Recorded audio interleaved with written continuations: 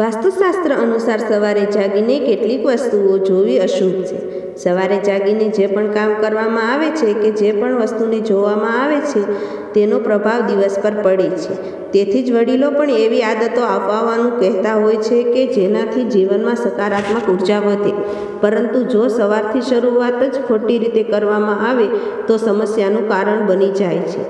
તો ચાલો તમને જણાવીએ સવારના સમયે કઈ વસ્તુઓ જોવાથી દિવસ ખરાબ જાય છે.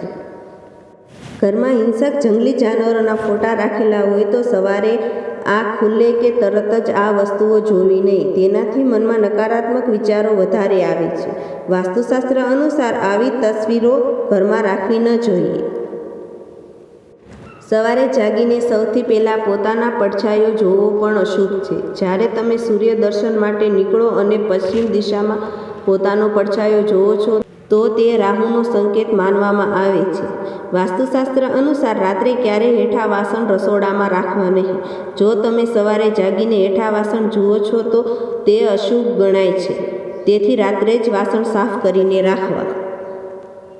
સવારે જાગીને સૌથી પહેલાં અરીસો જોવાનું પણ ટાળવું. માનવામાં આવે છે કે રાત્રિની નકારાત્મક ઉર્જા સવારે અરીસામાં માધ્યમથી વ્યક્તિ પર અસર પાડી શકે છે. તેથી સવારે જાગીને સૌથી પહેલાં અરીસો ન જોવો. જો તમારે દિવસની શરૂઆત શુભ બનાવવી હોય તો સવારે જાગીને સૌથી પહેલાં પોતાની બંને હથેળીઓ જુઓ. હથેળી જોયા પછી બંને હાથને ચહેરા પર લગાવો અને ભગવાનનો આભાર માનો.